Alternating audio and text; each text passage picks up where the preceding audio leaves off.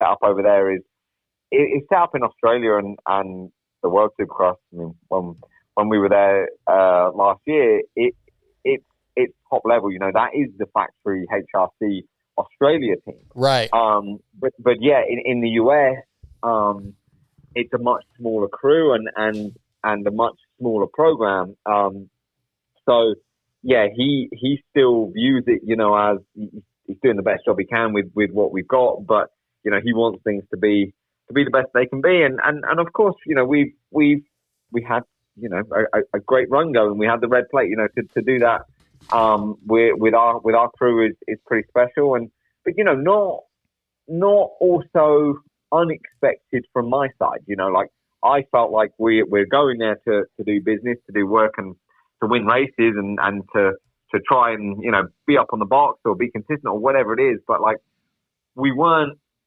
it wasn't like totally unexpected from our side, because we knew we were in a good spot after last season. We've upgraded our bike a little bit from last year to this year, and we come off a good off season with the World Supercross Championship in Australia. I know it's not US, but we came in strong and we've been fast. We've been fast each time.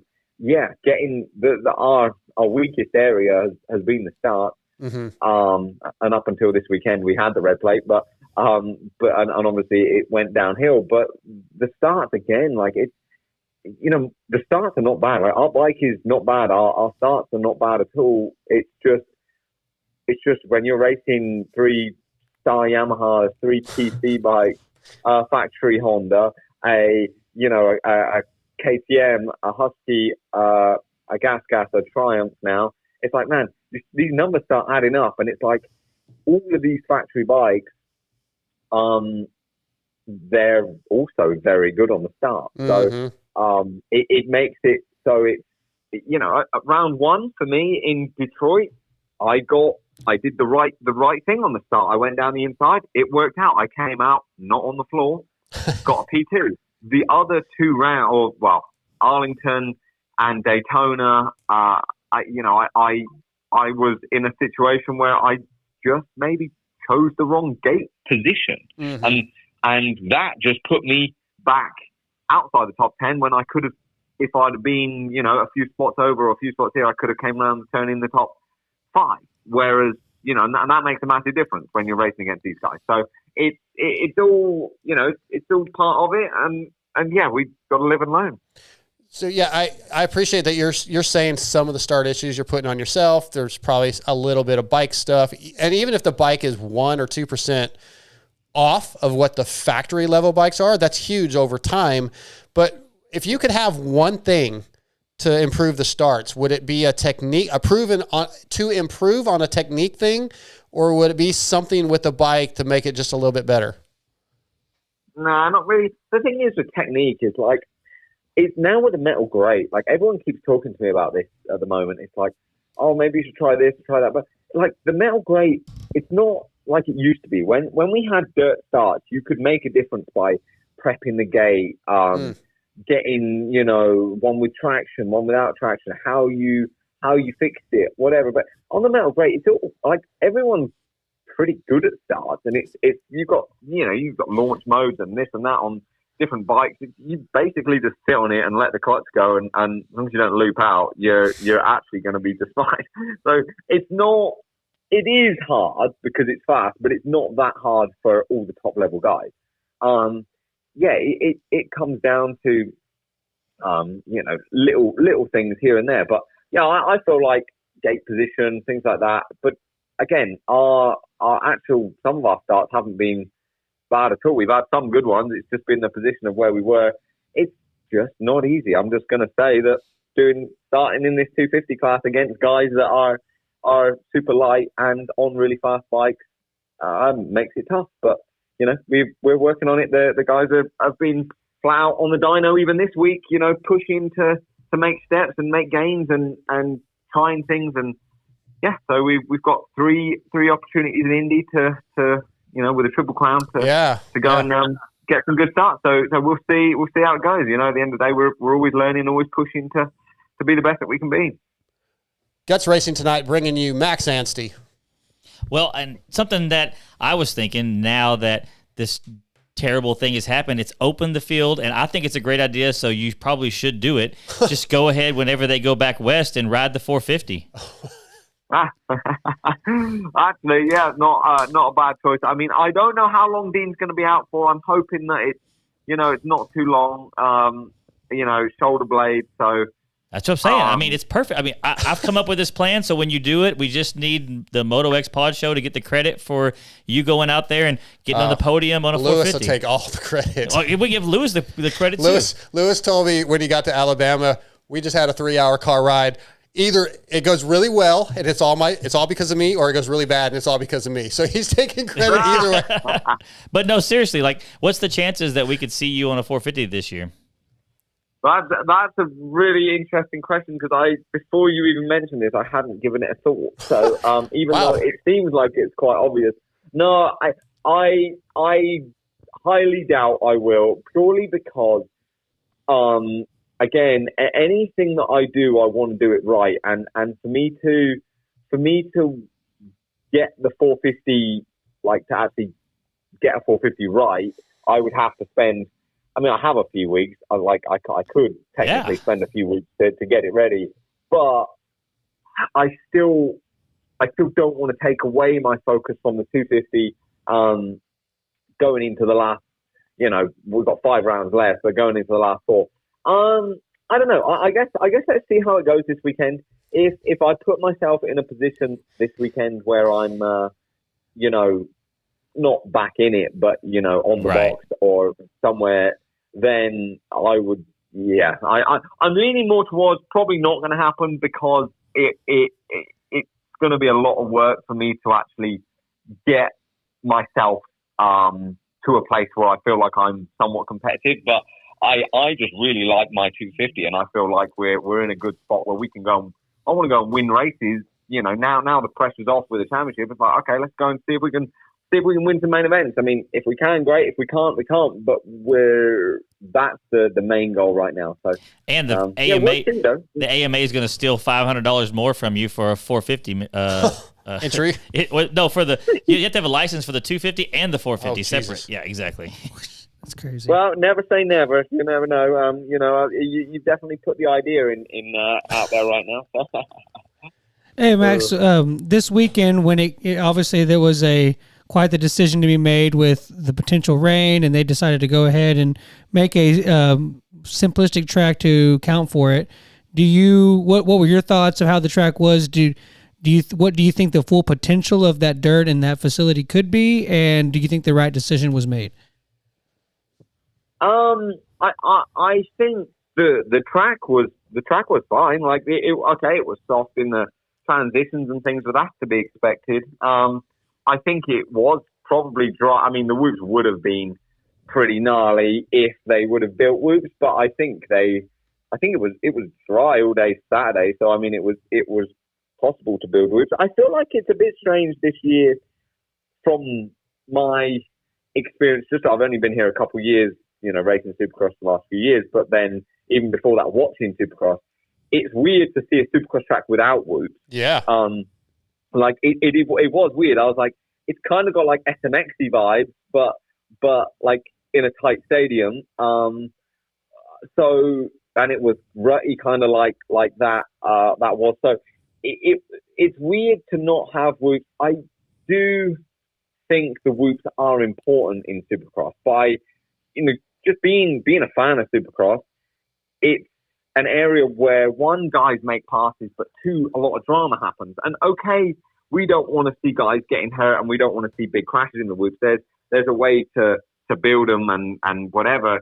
But when they just become either jumpers, which a lot of them this year have just been like triple, or so there's 9 of them, or just a big rut going through them, or no whoops at all. We haven't had a set of whoops yet on the East Coast where we're actually skimming them.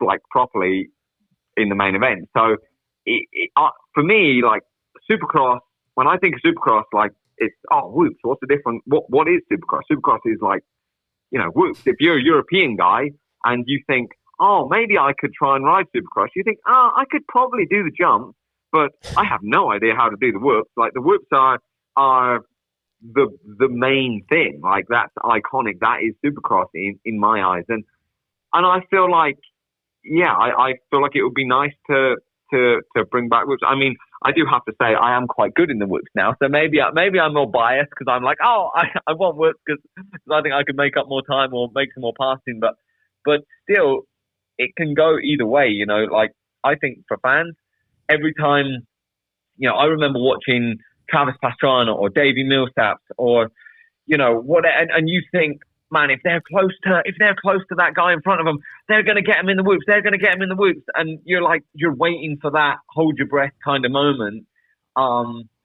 Whereas, without whoops, that doesn't happen. It's kind of, I would say a little more boring, but I don't know. That's just in my opinion. The whoops make it more exciting. No, go ahead, Darcy. Oh, okay.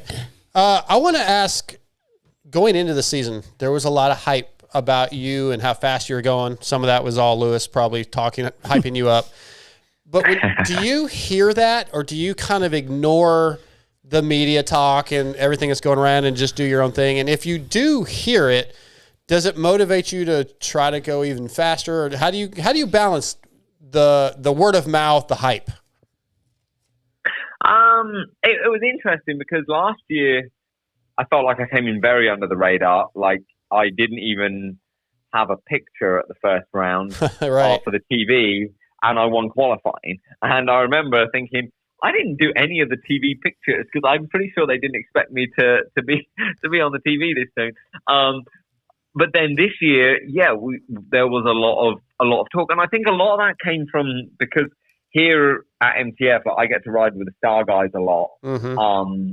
We get to train with them; they get to train with us at MTF, and obviously, sometimes I'd be doing motos with those guys. I just do the program with them. I'd hop in with them. So, I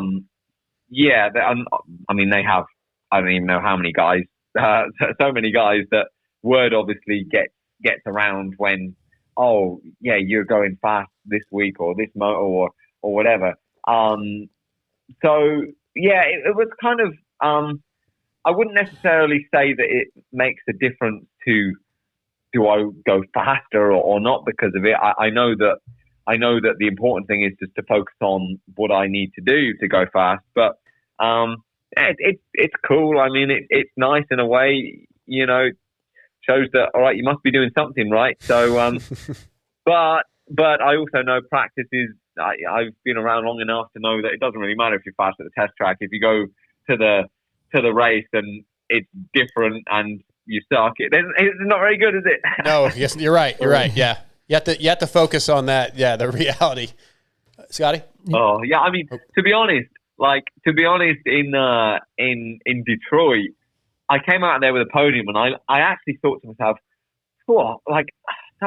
that was quite good. At least I actually, after all the hype of coming in, at least I got on the podium or something. At least I did something. Like, okay, I can now relax a little bit more. It was definitely a weird one.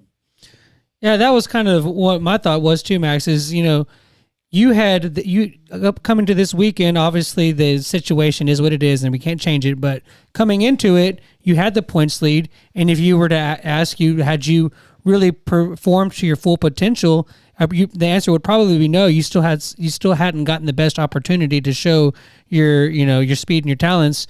It had to have been something cool to hang your hat on a little bit, knowing that you had room to grow and you had the points lead. Yeah, with a 2.68 finish. Yeah, not bad. Yeah, exactly. It's not like, I mean, if I'd have gone 1-1-1, I'd have had a 25-point lead by the third round. It wouldn't have mattered. Yeah, exactly. Yeah. So for sure. And I think speed wise. I mean, there's a lot of great guys out there, of course, and you can't just go off speed. But I've won qualifying now this year. I've won a heat race. Like the next thing is to win main event. So I've just got to, I've been on the box. I need to just get back up there consistently, and that's all I can do is focus on one race at a time now. But yeah, it definitely going 2.68 this weekend. I mean, my start, I span on the great this weekend again. That was a weird one. I was coming through the pack. I was in 7th, or I don't even know where I was, but I wasn't probably going to get to the front anyway unless I did something magical. So I would have probably left there pretty frustrated because I was like, man, I really wanted to win. Like I felt really fast. My heat race, I was the fastest in the heat, I think, and I was I was there, just it didn't work out on the gate again this time. And of course the bike let go. But yeah, I definitely don't feel like I've been at my potential yet, or just being in a position to ride to my potential, like freedom wise, like I'm in the top 5. I've been like coming through. Because round one was different. Like round one, you kind of just ride a little tight anyway, just because you kind of you're in a position, you're like, all right, I'm just going to sit here and you get the first one out of the way. And especially when you see everyone crashing, on the first turn. So that one was slightly different anyway. But again, it is what it is. I can't, I'm riding as hard as I can, whether I'm in the pack or I'm up front, and I'm doing all that I can. It's just, it doesn't look as good when you're in 7th as when you're up front. But at the end of the day, we've got more racing to go, so just need to focus on that. Yeah. Max, just a couple more questions for you. We had a listener question come in from a guy named Barry Hellier, and this relates to your dad. Your dad was a very successful, I feel like, pro racer in his day. So the question from Barry is asking you about your dad's mud skills. I guess he was pretty good. But then I also want to ask if he still gives you advice on your riding. Well, yeah, I mean, he won the 1994 Czechoslovakian Grand Prix back in the day. So yeah, his mud skills, he always hung his hat on that. Definitely, I spent a lot of time in the mud, and of course, like, East Rutherford last year, I know it was East-West Shootout was real muddy. I have had some good mud races. Matterley Basin 2017 Motocross Nations, that was another big one, and yeah, I don't know, maybe I did take that from my dad. No, my dad's been at the last couple of races actually.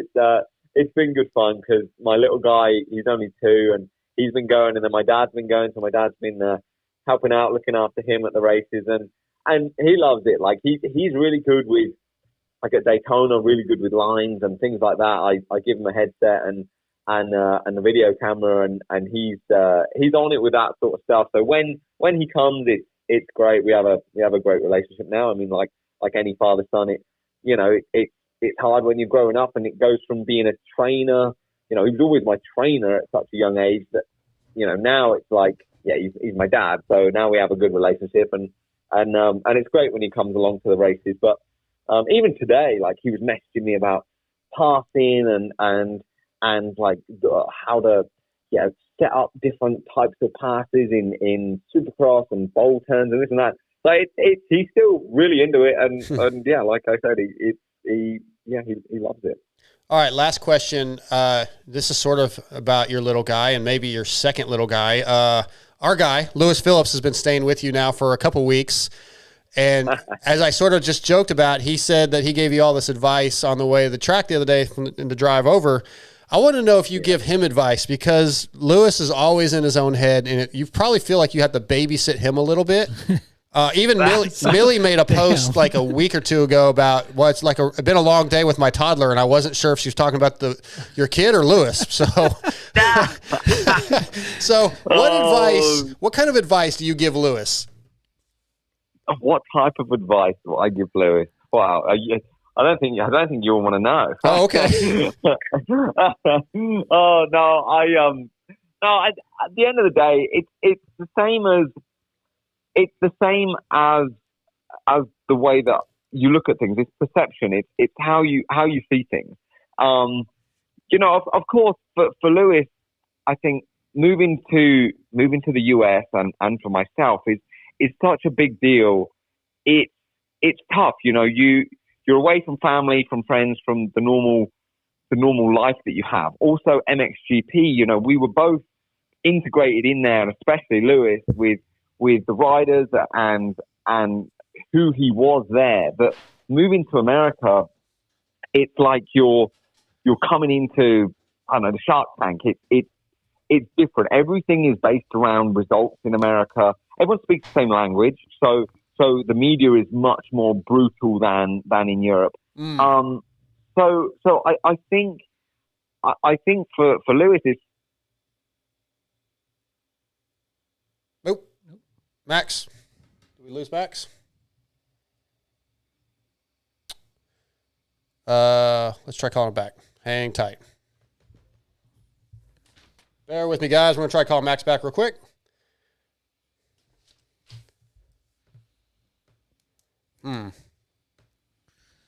Hey, you're going as planned, like always. Yeah. Wow. We lost you. We lost you for a second. Sorry about that. Yeah, I don't know what happened, but you were telling us about Lewis. Lewis probably cut the phone line. That's actually probably accurate. His ears are ringing. Yeah. Yeah. That's probably what happened. But no, like I said, it's just I don't know how far in you got, but it's a transition. You know, moving from coming from England, the GPs to the US. It's a transition. It's tough, and it's not. You're not around friends and family, and also. Lewis was at such a high level on the media side in MXGP. Coming to the States you're starting again, and you're being thrown to the wolves, and it's definitely I think just the transition that I've gone through from when I first got to America. And I rode for HEP Suzuki, and man, I felt like being on the podium at a Supercross was so far away, and man, Supercross was so hard. And I remember learning from Adam Enticknap, from Kyle Cunningham, from the guys that were I was around there, and you just take one step at a time. And I never thought I'd be riding a 250 again. And then 2 or 3 years later, I'm in a position where I'm leading the Supercross Championship. I just try to explain that to Lewis, that it takes time, and it's a process, and definitely it's everyone's on their own timeline. Everyone wants to be at the end right now, or like where you want to see yourself. So, I want to be a champion right now. But it's the process of how you get there, and at the end of the day, the timeline of it. If I win a championship, if I win a Supercross championship at 31, or I won it when I was 17, I honestly do not care. I just want a Supercross championship. Yeah. like it's still in the history books. It's cool. It is what it is. So it's just having that perspective of things, and I think that's the main thing. And when you realize that you're at Supercross, it's like, wow, this is cool. This is what when you're a kid.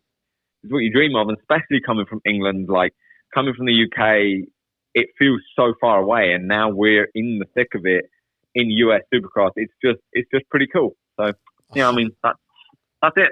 100%. Well, Max, we've taken enough of your time tonight. Thank you for coming on. Good luck in Indy. I won't be there, but your main supporter, Lewis, will be. So good luck. And again, thank you for your time tonight, man. No, I appreciate it, you guys. Thank you very much. And, have a good one. You too, buddy. See ya. All right, that's Max Anstie Night, brought to you by Guts Racing. Good interview. Yeah, he always has lots of information, lots to say. It makes the interview easy because you don't have to, try to just drag stuff out of him. He's always got great answers and thoughts. Yeah, and I knew we were moving on and we're going to go to the next stuff, but I remember watching him at, Lake Whitney Nationals and stuff like that, and seeing him battle Eli and all those. Cool. I never got to see that. It happened, and there was who was in that? Oh, you remember Brandon Mays? No, not really. B Mays. He was an up and coming amateur guy. I remember him. I remember when you said B Mays. He got sick and got injury or something like that, and but him and they were so fast. It was cool to see him come from that. Yeah. Sorry, go ahead. I was just saying, I've interviewed Max, but never really spent time with him. But we went to breakfast the other morning. Yeah, just really fun guy, nice guy. And when he said he was with Tyler Enticknap, I just got I started hearing in his voice, "My money don't jingle jingle, it folds." My two-stroke's got a bog. 6'2" in a Fiat. All right, X Brand Forum check-in. X Brand is your choice for clear vision and leader in motocross and off-road goggles. X Brand is used by many of the top GNCC riders, including the 2023 XC1 champion Craig DeLong, 2023 National Hare and Hound champion XC1 champion Dalton Shurey, National Enduro champion Grant Baylor, Lyndon Snodgrass, as well as motocross, supercross, and rallycross riders like Kyle Chisholm, Freddie Norn, Henry Miller, Michael Hicks, Richard Taylor, Jerry Robin, and many more. And if I'm not mistaken, even Bryce Shelly wears X Brand. So we'll ask him about that. But visit eksbrand.com or go to your local dealership and ask for X Brand, distributed through WPS. The X Brand Forum check-in this week is a topic presented on the forum by Shaky Bones 15. It's titled, Where Does Your Moto Enjoyment Sit? The post says, you good? No, I'm listening. Oh, I didn't know if you were asking me something. No, even with this moto forum being racing specific, where does your enjoyment of riding sit? Meaning, are you trying to ride as fast as humanly possible for yourself? Do you prefer to free ride out in the mountains or deserts at your own pace? Do you only care for jumping? Do you only care for railing turns? Don't care if you're slow or fast and just want to ride around the bike at your pace and everybody else can back off? Working on the motors, working on the suspension, or even all of it? Some of my question to All Vital is, what part of moto do you enjoy the most? I'm curious as to what people have to say, blah, blah. Okay, so that's really the question. good. Yeah, I like that. So, Scotty. He has a bike now. Yeah, he's back. We'll Oh, talk is that? about, You we'll broke get to the that. news. Huh? I was gonna save it for my highs and my Yeah, lows. we'll get to it. We'll get sorry. to the riding. Yeah. mode, Jeez. Oh, well. God. Can't Way to go, TJ. Can't press the button. Yeah. but- All right, let me press the button. All right, it's press. Hey, Well, TJ. no, So anyway, That go was ahead, brutal. Scotty. Go ahead, Scotty. I would say that I've kind of getting to that age where I definitely have some goals that would, if I do get back into the riding shape that I would need it to be to do these things, racing probably would come back into it. Right now, I really don't care about like racing moto. I would think that riding in general would just bettering myself is more what I have fun at. I've never really been that great at racing. I'd rather just ride and do my own pace kind of thing. I would say that the thing that I imagine, like I picture myself doing the most is throwing whips.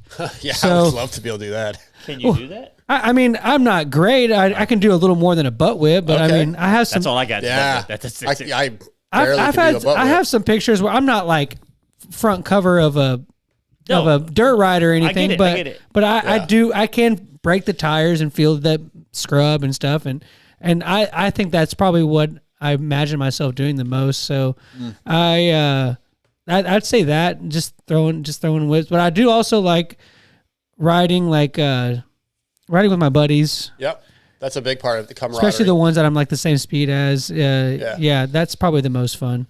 Before we go to you, TJ, MotoXpod@gmail.com. This would be a great topic for all our listeners to get involved with. That's cool. We That'd could be- revisit I'd love this to next hear it. week, Yeah. or maybe the week after. If TJ may not be here next week, but we can hold on to that. But it'd be fun to hear your thoughts on what you like riding the most, or where your, how did he title it? Where your enjoyment actually sits within the riding community. TJ, what are your thoughts, man? What do you? I love enjoy? absolutely every day riding my pit bikes or my mid bike size. Yeah, you like and that more than the big bikes. I do, but I love racing the big bikes. Like I don't really care about riding the big bikes so much as I want a gate drop. I just love racing. That's pretty much it then? That's where the I mean, like I said, if I want to go ride, I want to be on. Well, right now, I'm sure everybody knows I'm on like a little bit of an e-bike kick, and my Talaria Surons. I love those things. It's the most fun I've ever had riding a dirt bike. But I don't normally enjoy riding. I enjoy racing. Yeah, I know that you're about to do yours, but I think that I would. That was mine. You can have it now. I think that I would enjoy racing more, but I'm kind of in that middle ground where like I race in like the plus 30 AB, and it's like I'm not quite on like the level of guys that win that. So it's like I'm in this weird middle ground. Do I jump down and ride with other people just so I can win? Or I guess it's because I'm in that weird ground of where I don't really have a class that I truly enjoy riding in, I think is why maybe I just like riding with my buddies and doing my own thing more. Yeah, I don't think I love racing as much as I used to. The camaraderie is a big part of it, but a year ago when I had the Husky and saw that I actually could be better, I'm still chasing that now. I want to get back to that where I wasn't getting tired and I felt like I could do anything on the bike I wanted, even if it wasn't at a level rider, but I just felt like I cornered better. Everything I did, I felt better. So now that's where I'm at in this moment in my life, is I want to find that again. That I could suck. I could get dead last. I don't care. I want to be on the gate. I want the gate to drop. Yeah, adrenaline. I want to charge. I like racing. I don't get all amped up. I just you're still experiencing adrenaline. I promise you. I don't know. You just don't realize it. And okay. Sorry. I would say that I see I know what you mean, because I remember that we went and rode during that period of you in the Husky. Oh yeah. I've never seen you ride like that before. I've never seen you ride like that since. Yeah. Like that was you were. It was a magic 6 to 8 months. Yeah, you were. I think if that dark side would qualify for Loretta's. Oh, I do too. That's For when sure. that's when the idea of it started. You still don't think so? No, Maybe not in Texas. Yeah, down here you would not. But I mean, I'm going in 2 weeks to California to make a shot at it. So you'll make areas. Yeah. Like you'll get through areas. I mean, if you don't, then you probably just don't need to race. I don't need to even try to just quit. All right, let's move on to the Barnett clutch performance of the week. Barnett clutches, with 75 years of experience behind them, Barnett Dirt Digger clutch kits feature friction materials exclusive to Barnett for maximum performance and durability. So get 10% off with promo code VITALMX, all caps, at barnettclutches.com and feel the Barnett difference. Look, guys, your clutches are going to wear out. They're just going to. So why not use the best? Barnett clutches. Use our promo code to save some money and let them know you're listening to the MotoXpod show. That would mean the world to us. We want to support Barnett clutches and thank them for supporting us. And some of you guys who've got older bikes, Barnett makes clutch baskets also that you can replace, because your clutch basket is going to get notched out, and when it comes time, Barnett makes a great replacement. Either of you have a clutch performance of the week before I give mine? Go ahead and start with you. Yeah, because nobody did their jobs. No, I have mine. I'm just teasing you. Go first. Okay. So I'm going to go with my secondary one first. I felt like Kenny in the main event rode clutch with a third and getting on the podium. I should have went first because he stole mine. Oh, well, all right. I'll go to my main one then. Jeremy Martin. Detroit had the scary crash. Didn't race in Arlington. Daytona got a 12th. Comes back finally in Alabama, gets a 5th. Rode consistent. I thought he was going to make the podium. Yeah, had a moment. He dropped back a little bit, but rode fairly consistent. He qualified 7th. He was 6th in this heat. So that seems to be about where he was. Just got through the race, did the jumps, didn't crash. I'm going to call that the clutch performance of the week for me, Jeremy Martin. Mine was definitely. I thought about taking an MXGP guy. I felt like Prado was pretty clutch this weekend, but that's my pick. Yeah, Roxon for me. Well, what a great ride. He really looked really good on the bike. Like He was like 10th coming out of the first turn. By the end of the first lap, I think he was 5th or so, but coming out of the first turn, he was somewhere around 10th-ish or maybe farther back. And some of the lines that he had were just like, I think now I'm not saying his speed is better than everybody, but I think his aggression on the bike is better than everybody. And what I associate it to is just being comfortable in all situations on that bike. Like that bike is so flat middle of the road you're talking about that it doesn't do anything great, but it does everything awesome. Does that make sense? It does. You know what I mean? Like yeah, it's pretty. I'm going to use the word mellow. Yeah, I don't know if that's the proper term. Well, I was talking to our buddy Chase this weekend. He rode my KTM 250. Who, although he thinks he cannot whip. He can do better than me. So Okay, I'm just gonna I'll give him some credit. When at Steve's house one day, he was throwing some that were pretty decent, but those pictures he used to send us was not whips. That was just his butt hanging off the side of a seat. But you do the picture right, it looks good. Yeah. But anyhow, he rode my 250 this weekend, and he was just talking about how much fun it was, and I'm like, it's because it's not too much, and it's just such a middle of the road. Your 250F is fun. Yeah, I've rode it too. And that's why I think Kenny's there with that Suzuki. He's got it so dialed that he can push it and ride the bike. Yeah. So, anyways, give us yours real quick. We got to get Bryce on the phone. My clutch performance of the week is Handmaker's mom. Okay. She stepped in and stopped everything from getting crazy. So was that her in the pit? Yeah, that's what I heard. Yeah, that's what I heard. Right. She's like. Yeah. This next rider, we could probably give the Barnett clutch performance of the week also for how he rode. But tonight he's brought to you by Blood Lubricants, which actually sponsors his team. Do you think all oil is the same? Well, it's not. It's a little bit like food in that you can have all the same ingredients, but a great chef will make something that knocks your socks off. Blood Lubricants was developed from over 40 years of knowledge in the oil business, and he's used by racers in the most grueling motorsports on the planet, including Baja, NASCAR, Indy, NHRA, sprint cars, motocross, supercross, and many more. Visit Blood Lubricants, that's B-L-U-D, bloodlubricants.com. Use promo code VMX, all caps, VMX25 to save. Tonight, Blood Lubricants brings us from the Dirt Bike Depot team, Bryce Shelly. What's up, Bryce?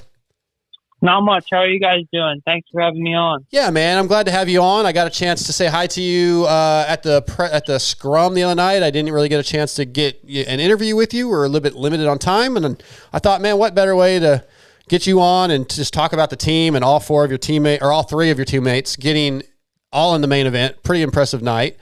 But yeah, man, what a great night. Good job. Yeah, it was pretty awesome, especially to get my 3 other teammates in the main event all on the same night. It was awesome for the team and awesome for me getting my first main event. So yeah, it was overall a great day. Yeah, you did 3 Supercross Futures last year and had some pretty good results. I think 5th in Arlington, 5th in Salt Lake City, 12th in East Rutherford. And then, yeah, you finally made a main event. What do you feel like you learned from Futures last year that actually helped? And what have you improved on in the 3 rounds so far leading up to this one? Yeah. So I went through the Futures program last year, and I actually did a couple months off season at Club MX, which I think really helped my progression in Supercross riding with the pros.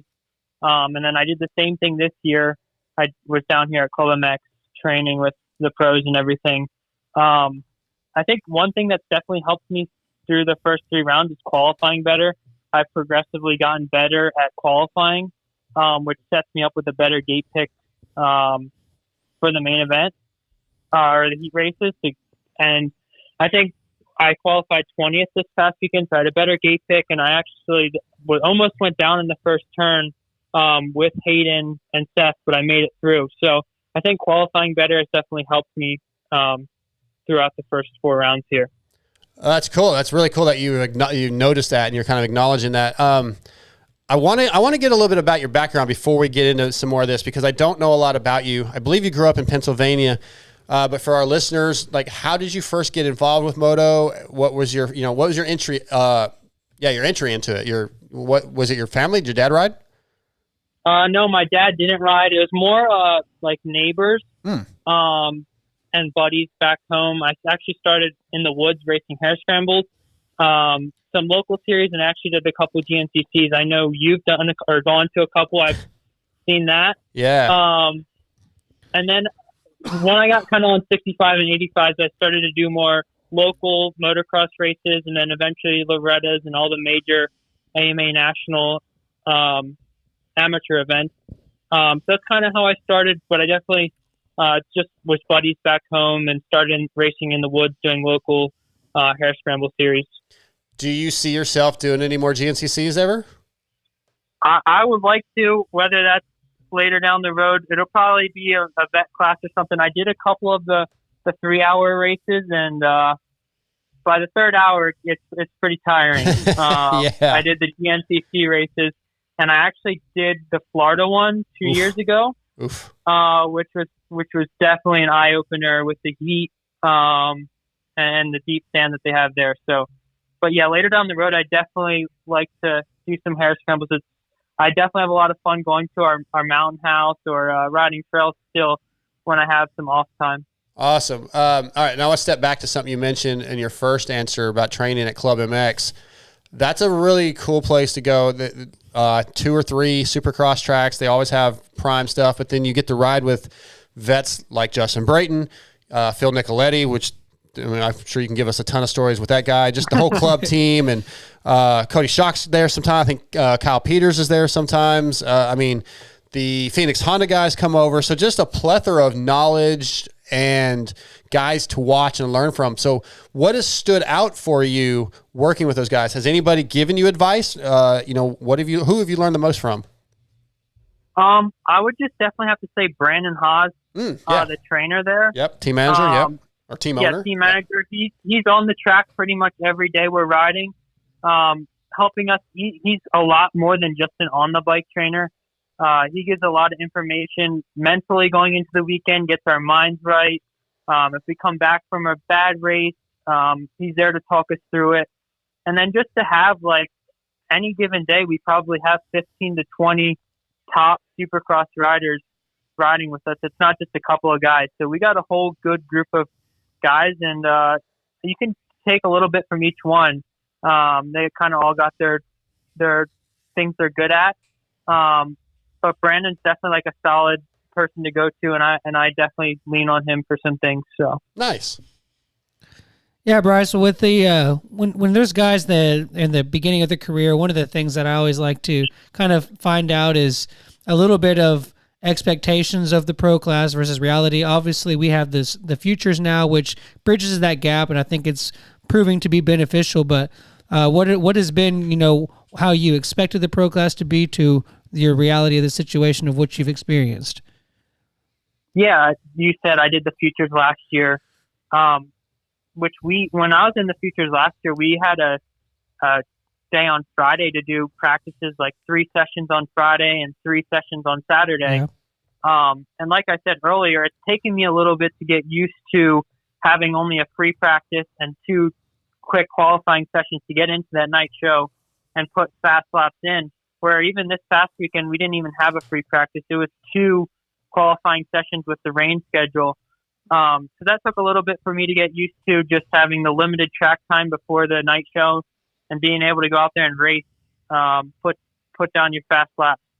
And then also it's just, there's different, like the time schedules has been a little hard for me too with the time changes. Going to race in like different time zones has been a little tricky to get used to as well. Yeah, that's the travel and stuff just in general it takes a lot out of you. People don't really realize it. Yeah, for sure, especially back-to-back weekends like we have going on right now. Absolutely. One of the things that my son struggles with, still does, you grow up racing your whole career, go out, you run practice, you learn the track, and nothing really matters until the 2 motos, right? You're riding amateur stuff.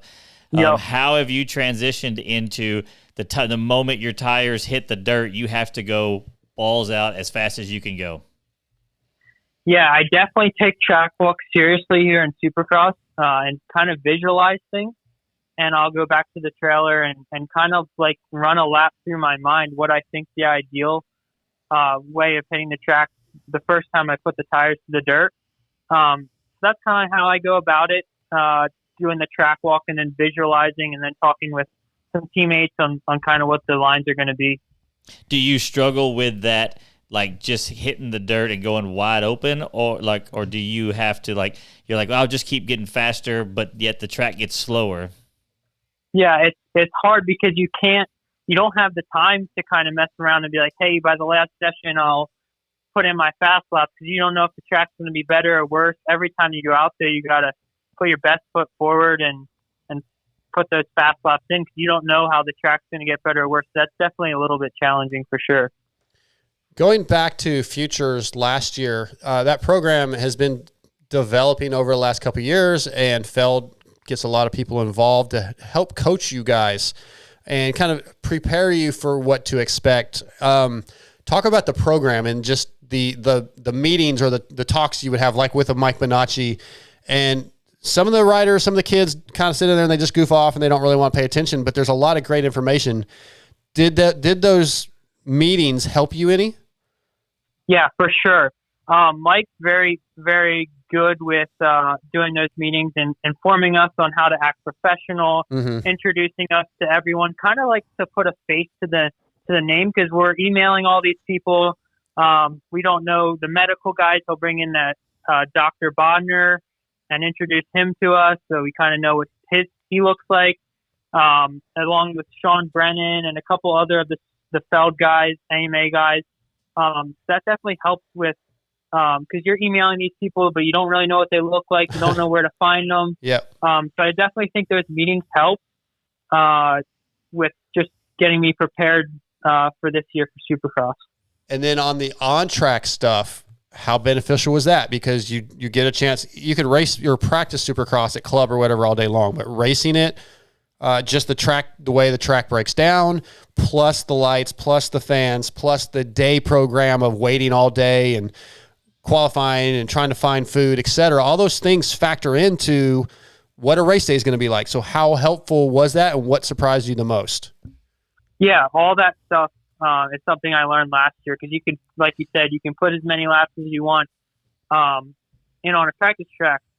I will say one of the biggest things I learned, and I learned it pretty quickly, East Rutherford to put me into the ground, is the tough block. They'll sneak out onto the track, or someone will bump one, and that's something you got to be paying attention to, because they'll come up and grab you, and those aren't on the practice track. So that's one thing I definitely learned last year, is those tough blocks on the landings and the faces and everything. So that's what happened in East Rutherford. What happened in Detroit this year? I had a bike failure in the heat race. I ended up breaking a valve. Just a freak thing. Not anyone's real fault. Sure. That threw me into the ground pretty hard when the bike locked up. But I actually had a couple weeks off after Detroit because there was that quick little break. So I did have a small shoulder injury, but I was able to rehab that and get on the bike in like a week and a half. Nice. Yeah, Bryce, you've mentioned, the program that being in club, and it's funny how it's so different than the sport was in the late 90s, early 2000s. It was all about having fun, and the training wasn't as serious, and it was more about partying and having a good time. And now it's like you guys have to have a stable environment, that you see more guys getting married, having that team built around them, putting themselves in the training facility. Was that kind of all been part of the plan expected, or as you've taken this more serious, you're like, okay, I've got to have these things in place in order to succeed?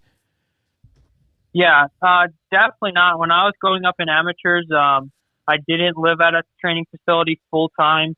I kind of did things around my house. I tried to ride as much as I could. I went to the school proms and all that. I graduated at my high school. I walked across. So as I got more serious, and like this last year racing pros and doing the A class, I've come down here more just to get prepared for those races and not really have an off time. So that's definitely changed here of late. I got a couple questions. Well, okay, I want to go back to this. So you, Scotty, just mentioned like guys getting married and that helping kind of keep you grounded, et cetera. And Bryce, I think you're 20 years old? Correct. I'll be 20 next month. Okay, and unless I misunderstood your Instagram post, are you engaged? Yes, I am. Okay, so that's pretty young, but I mean, I did it at 22, so why not? But talk about that, man. I mean, relationships, we talk about that kind of stuff in the show all the time. That does help you keep you grounded a little bit, kind of keeps you focused on what's important. So yeah, talk about the relationship with your fiance and how that's beneficial. I'm sure she's a big part of your program. Yeah, for sure. She's a huge part of my program. We dated all throughout high school. And then when we graduated 2 years ago or so, we got engaged, and she's a huge part of my race day program. She's at pretty much every race, whether it comes to food and nutrition, supplement drinks, all that stuff, to videos. She's taking videos, and so I can watch that. She's a huge part of the race day program, and then definitely keeps me grounded, and it's definitely a huge part of my daily life. So it definitely helps a lot. Well, congrats, man. Congrats. Scott, thank you. TJ, Yeah. You got anything? Nope. You're good. Okay. No, maybe you got more questions. Yeah, I do. I have more. I saw you look at me. The live chat's just being retarded. So. Oh yeah, we're live on YouTube, Bryce, and we're not supposed to say that word, first of all, TJ. But yeah, we have people listening and communicating with us throughout the show. So I want to ask about your race mechanic, Fred Bertucci. He was a former, back in the 80s, professional supercross rider, motocross rider. I don't know what your relationship is with Fred, but does he give you advice? Do you talk to him about his racing career? Talk about Fred a little bit. Yeah, Fred has countless amounts of stories and knowledge that he's poured into my career and helped me. I don't know if you remember the name Damien Plott. I do remember that name. I don't know why, but I do remember that name. Yeah, he was a professional racer from my area. Okay. And he had helped me with some training stuff for a little bit in my early career, and he had connected me with Fred early on 85, just because I needed some help setting my bike up, and he was a local guy that I could go to for help. And ever since, he's just been a huge part of my program with suspension and motors, and as well as just guidance, because this sport pretty crazy, and he has a lot of knowledge. It's helped me a lot, and he now has a son in the business with him that's down here in North Carolina, and it's pretty close to club, so I can go over there if I need stuff done. And he's been my race mechanic and flying to all these races. So. Oh, very good. Yeah, that question comes from Jay Bird on Vital MX. But yeah, it's good to have somebody that in your corner, because again, the kids that are on the factory teams all have stuff like that. So working with a smaller team like Dirt Bike Depot, having anybody in your corner that, maybe the team can't provide necessarily, that's really definitely beneficial. Yeah, he's been around the sport a long time, and he's done the things that I'm trying to do. So he's been through it, and he knows a lot of people at the races. Like, there's not many people that don't know Fred walking around the pits or have worked with him in some way in the past. For sure. Hey, Bryce, with the racing this year, who has kind of been your carrot on the stick? Who is the guy that you are looking to beat, that if you said at the end of it's like, all right, I beat him, and he was right behind me, that was a good race? Probably the teammates. Yeah, I have a good group of guys right now. I would say I'm really shooting for that top 15 mark, which it changes every week. Not every guy's in the top 15 is the same every week, but so I won't say it's really a specific person. More my goal is just my next goal is to be in that top 15. It's a good goal. And yeah, you're right there. So I don't see why not. You might be a good pick for fantasy this coming week. I'm pretty sure I scored 50 this past weekend. So. Yeah, I'm wishing I had picked you instead of a couple of riders I did pick. If we've learned anything from the East Coast at all, is consistency will eventually pay off. So right. So that kind of answers my next question a little bit. My question was going to be, what do you believe your ceiling is? Now, you're shooting for a top 15, but let's say a couple years down the road, what's your goal? Where do you think you could reach? What's the top goal you think you could reach? As far as Supercross, you're asking? Yeah. Do you think you can improve enough and get a ride on a factory team? Like, would that be a goal, a realistic goal? Yeah, for sure. That's a goal of mine here in the future. This is my first year, so I'm definitely learning, and I think it's good to make my first name. And I think the goal this year is to keep being in there and fight for that top 15. And then later down, next couple of years, I'd like to be on a factory team and fighting for that podium spot. Okay, I love it. So your team, you're doing outdoors this year? Is that the plan? Yeah, I'm planning on doing outdoors this year. I did a couple races this past year in the 450 class. The team I'm on currently is not an outdoors team. They're a Supercross only team. So I won't be with them for outdoors. So does that mean are they going to supply you with a bike or any of that kind of stuff? Or are you kind of on your own for the outdoors? Yeah, as of right now, I'm on my own. Planning on doing the 450 class again on a Yamaha. Gotcha. All right. Well, Bryce, man, it's really been cool getting a chance to get to know you a little bit. Before I let you go, talk about the Dirt Bike Depot team. Again, a very small privateer team trying to help the guys out. And honestly, having 4 riders in the main, that's a hell of a deal. So talk about the team a little bit before we let you go. Yeah, Max had reached out to me. We worked a little bit in the past, and he let me know he's doing Supercross again this year, the East Coast Series. And we had a photo shoot in Georgia earlier this year, and then Max, and Jack over at DPD have done just a great job. I really have nothing to complain about. From the setup to the communication, everything's been great on their side, and I couldn't be happier either with the teammates that I have. Everything's going good, and I feel like we have a good relationship. So they're a small team, but they're doing a lot, so I really appreciate them. 100%. If you guys are going to Indy or any of the upcoming Supercross races, swing by all the factory teams like you want. There's going to be long lines. Then make your way down to the privateer pits and look for that Dirt Bike Depot team, man. There's a bunch of good kids on there. Be more than happy to take pictures and talk to you. And it's a really cool team. A lot of friendly faces there. Go by and see them, guys. Give some love to all the privateers. It's a big part of the sport. Without them, we wouldn't have a whole lot of That's a really good point. Like, you want to go stand in line for 4 hours, or you actually want to go talk to a rider that will actually give you the time of day and tell you what it's like and what's going on. Yeah, the privateers have way better stories. So I agree. Yep. All right, Bryce. Dude, thanks so much for coming on. Brought to you by Blood Lubricants tonight. But, yeah, it was really fun having you on here. Thank you. Yeah, I appreciate it. Thanks for having me on. Anytime. We'll talk again. Let's get that top 15. We'll get you back on. Sounds good. Have a good rest of your show. All right, buddy. Take care. See ya. Yep. Bye. All right, Bryce Shelley. Good kid. Very well. Yeah, well versed and Yep. well mannered. I felt kind of bad because when we go to the media scrum, what they call the scrum after the race, they now have a place set up where riders are supposed to come and you do your interviews instead of going to the trucks. And the Dirt Bike Depot guys keep bringing guys over. And, I mean, realistically, we're looking for mostly the factory guys, unfortunately. When we did it for just the show, we'd get all the privateers and we'd make our video 45 minutes long. It didn't really matter. But we kind of have to scale it back. There's certain guys we're looking for, and they asked, they were there, all four of them. And I was like, I just can't interview all four of them. Like, you guys pick one. And I talked to, I'm blanking now on the guy's name. It wasn't Bryce, and we had already talked to Gage. Where did I put? I know I have it in my notes. Now I can't find it. So you talked to one of them, but not all of them because you're too good but the kid was from, what'd you say? Because I was a jerk? Is that what you said? No. Something along those lines? Too good for them, but. Okay. Yes, too good for them. This is driving me crazy. It's in my notes. Anyway, the kid was from South Africa. Really cool. He made his first main event. Oh, that's so actually cool. we talked to him, and he's on the post race. I wonder about those teams. Like, he's training at club, right? Yeah, that's what Bryce said he was. Yeah. Yeah. So my question is like, when you're on a team of that level, like I don't really want to put them on the spot, but man, I'd love to hear the ins and outs. Are they just like giving you a bike and you ride it, or are they supplying you practice bikes, or are they paying for his training? Like probably most minimal of all that. The kid was Marcus Phelps, by the way, but.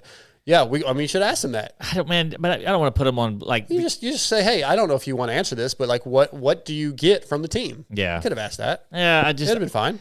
I don't know. It's kind of like asking, hey, man, how much money do you make a year? Yeah, I mean, in some ways, because those guys like they have the mystique of being on a team, but then when you start talking about it, you're like, well, it's not. Some of those kids pay to ride. I don't want to put them on blast like that. So okay. Okay, troll training, top 5. Did we get any responses on what we should do next week? Nope. Oh, I've got one. Wow, our listeners are not coming through tonight. What's yours? I was thinking of... I don't think that half of them barely even... listen to the show? They really have their own little report going. It's kind of fun. It's kind of awesome, actually. Yeah, I love our chat. It's the best. All right. Well, let's talk about troll training real quick. Troll training... Riders such as Grant Harlan, Jeremy Martin, Henry Miller, and Jason Anderson use troll training, which is the culmination of a combined 3 decades spent in the trenches of the professional sports scene, refining training methods, learning, absorbing, and training alongside some of the best in the business. Alex Martin and John Wesleyan have expert guidance in helping you navigate the many nuances of training, including periodization, endurance, strength, and conditioning, riding technique, on-the-bike structure, nutrition, and more. So visit trolltraining.com if you're looking for something to help you along the lines of you getting in better shape. You want a little bit of a structure. Troll Training can help you out. They've got multiple different packages you can choose from. I had an hour and 20-minute cardio last night, and then I did an hour in the strength today, and I did a mountain bike ride today. So I got my troll training in today, and I appreciate those guys. But this week, the troll training top 5 is top 5 favorite cars of all time. I went with cars that I just think are cool that I would like to have or own, and there's a lot that didn't make the list. There's a lot that I was like, ooh, I kind of want that one, but I went with my top 5. You'll see very clearly through my top 5 of what kind of car I like, because they're all pretty similar. Do you even know 5 different cars? Scotty said, he knew I was Scotty said Volkswagen. He wasn't even looking. Scotty's a Volkswagen Beetle kind of guy, not an old Beetle, like a new Beetle. Well, those actually, some of them are kind of cool, but. Actually, if I trusted Volkswagens more, my fiance wanted one of those. Yeah, I probably would have drove it too. Yeah, I like the old ones. I want to. Well, you know what? I should have put. Oh man, I screwed up. I've always wanted a Baja Bug. I always I appreciate cars. Yeah, and go ahead. I don't have I really don't have like if someone was handed me a Lamborghini, I'd be like, oh, it's not a Ferrari. It's I really don't nice cars are nice cars, and I really don't I should have put that car. I don't have these. I don't have these specific ones, and I don't know enough to have a special edition or a certain thing. So I kind of I'm not a car guy in the sense of I like the 2019 and a half version because it came with a exactly an extra valve or like it's none of that. It's like this car looks cool to me. I'd like to drive that. Yeah, and it sounds cool. Some of the ones I put are some cars that I have had and that I really enjoyed. All right, let's go. Let's give your top 5. Naming cars on my list is going to get 10 cars long, 20 cars long. Let TJ go first before he busts. No, he's probably. This is like he's the car guy, so I'm making him go last. Okay. So Scotty, go top 5. All right, no particular order. Same for me. I have.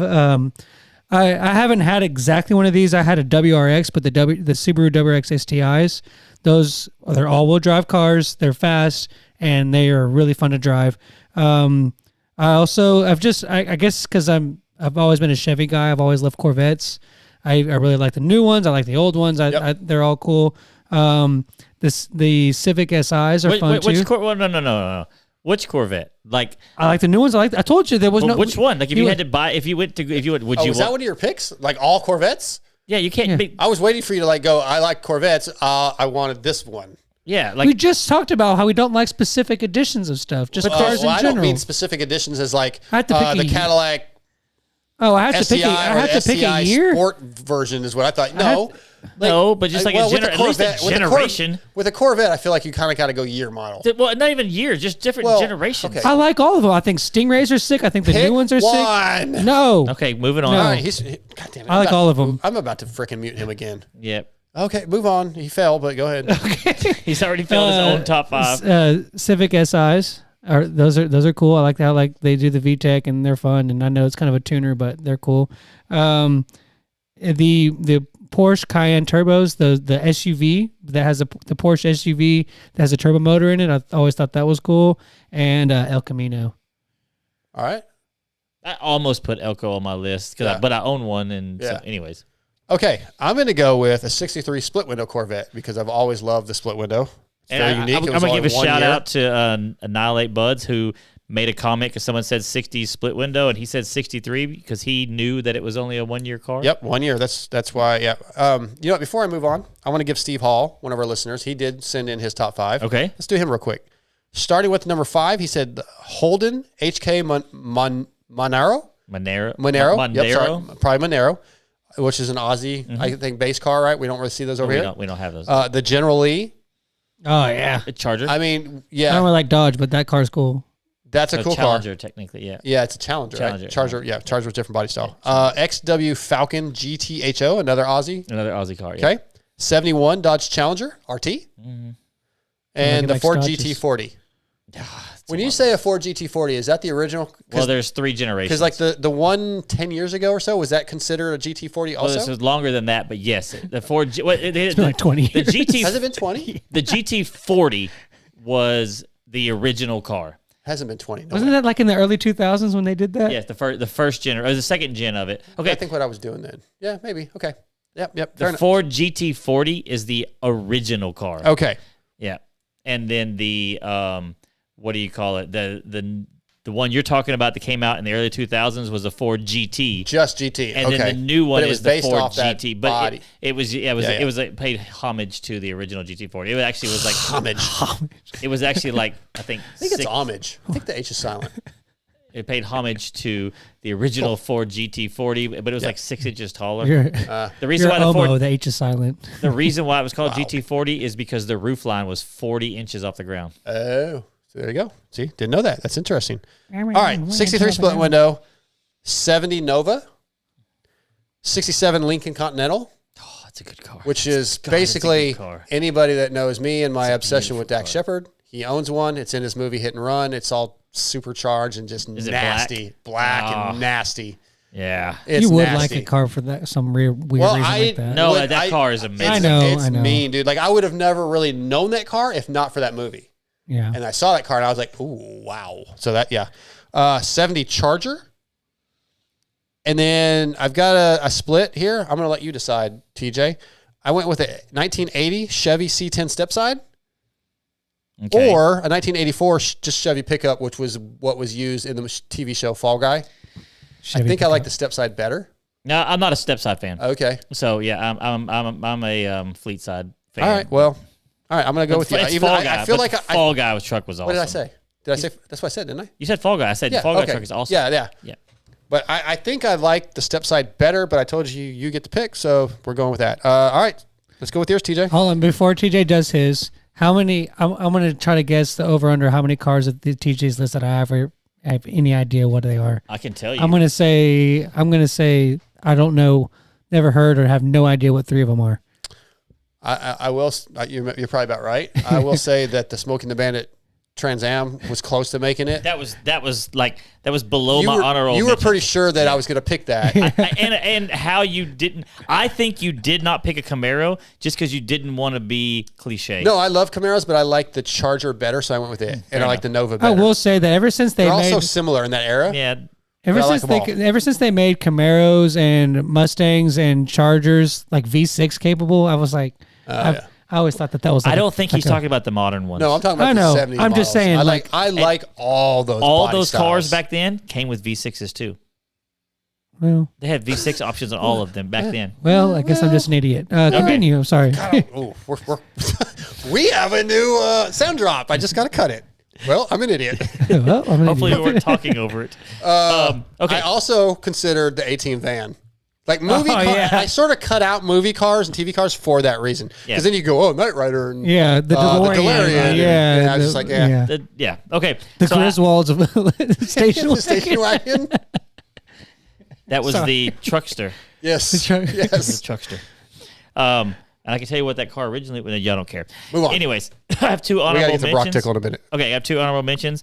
The Shelby Cobra, the GT race version, the one with a hard top. Yep. You know what I'm talking about? The back of it's flat and oval. Oh, I love that car. And then the Roma, Ferrari Roma. Okay. It's a modern car. Just love that car. Yeah, I don't know which one that is. I'd have to look it up. But if it's a Ferrari, It's a front engine Ferrari. It's the new front engine Ferrari, the Roma. All right. Anyways, okay. So here's my list to see how many of them you know. Oh, those are Scotty. Okay. All right. Okay. Is the Fiero on your list? It's not because these cars are dream cars. Okay. That I will never be able to afford. Well, one of them I probably could. He's already got a Miata. I mean, he's. Yep. That's one of the best cars ever made. But moving on. The new Jimny. Do you know what that is? There's one. Okay. Is it new, like it's not the old one, or is it the new, like it's new? Like it's actually okay. It could be like NU, and it means something. No. It's the new Suzuki Jimny, which is Gemini. No, Jimny.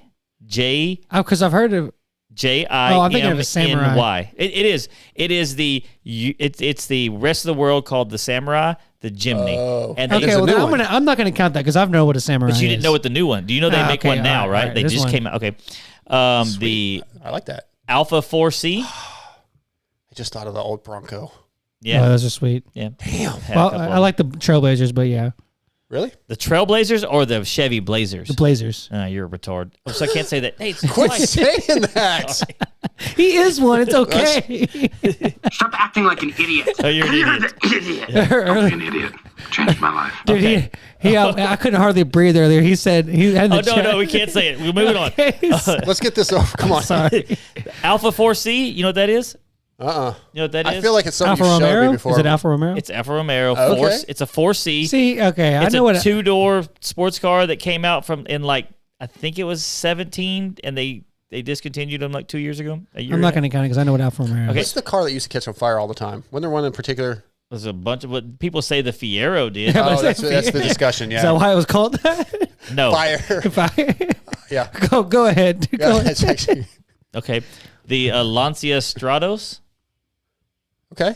I feel like you've already given 6. You're going to have to text me your list so I can look up these cars. Okay. Ford GT. How many have you picked? No, I had 2. There's top 5, and I had 2 honorable mentions. Okay. Top 7 over here. Here's one that you will know. The new Ford GT. They came out with a new one? Oh, Jesus.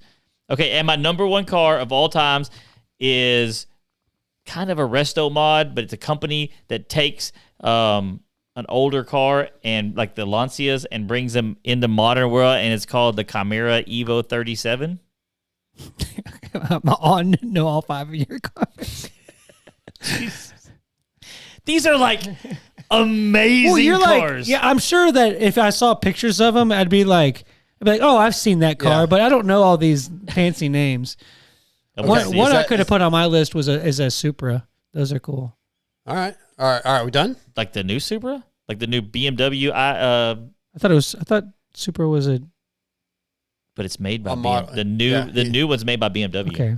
All right. Are we done? You good? I guess. No one knows my cars. I bet somebody does. All right. Evans Coolant emails. Evans wireless coolant protects your engine because it always stays liquid. Steam inside the engine creates hot spots and detonation, but with Evans, the metal is always liquid cooled. Used by HRC Honda, Factory Beta USA, Ampro, Factory Yamaha, and lots of other teams, regardless of sponsorship. Evans is in the bikes on the podium. So, guys, if you're looking for some new coolant, you want to replace your factory coolant, your old coolant, you got to go get you some Evans coolant. It's the best on the market. It will protect your bike, and why not? Why wouldn't you want to protect your bike with the best product on the market? Evans coolant emails. I want to start off with Chris Wood sent one in, and it was based off I guess he was in the Pulp Mix chat last night. I got in there for a few minutes, and he just said Pulp Chat was a cesspool. Don't listen to them dirty F Stark. The Jet Lawrence fans and the Deegan fans bring out the weirdest, angriest randos.